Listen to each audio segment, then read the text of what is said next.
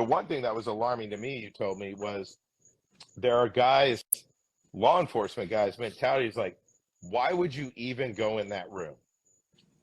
Then why the fuck did you enter the house? Like, Yep. you've got the conditions set in your favor when you've surrounded and called out.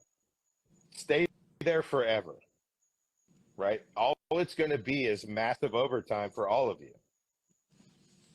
If that's your response, right? Or you want to mitigate shooting guns at people inside a structure, you want to mitigate it to an absolute safety level, and you can't realize that your safety is going to have to reside in other things in terms of surprise and speed and violence of action, which are the principles that have never changed. That's where your safety resides in, and you can't conceptualize that.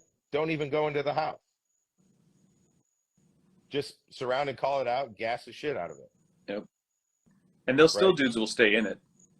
Like, we've gassed a lot of houses, and there are still dudes who will stay in there very happily with a wet t-shirt on and just eat it and shoot out the windows at you and light the other side of the house on fire and do all kinds of crazy stuff because they're like, you're not getting me out. They're buried in there like a tick. That's good. If he lights the house on fire, Yep. That's a self-correcting problem. One way or the other, that's how you mitigate it to where all the officers are safe. Yep. The idea that you're going to make this safe, and then they always use the thing, well, if it was hostage rescue, I'd do it differently. That's what I was going to say. No, you won't.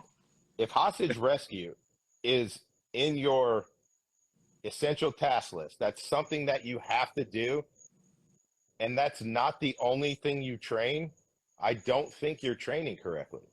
Because if you put everybody and hey, we're going to run 40-yard dash, everyone needs to run a 4.5 40-yard dash.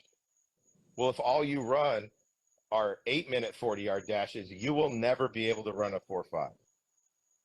So why don't you just practice at the 4.5s and have the professional maturity and professional understanding that guys will be able to back off?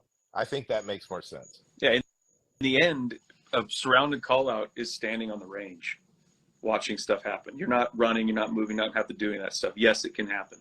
But the idea that you can go faster, you can go as fast as you did once a year, I think is a little crazy. That's like saying, I agree. And I like to stay in shape. I bench press once a year. But if I ever had to go into a competition, I'm pretty sure I can stack 315 for reps of 4. I don't think so. You can't.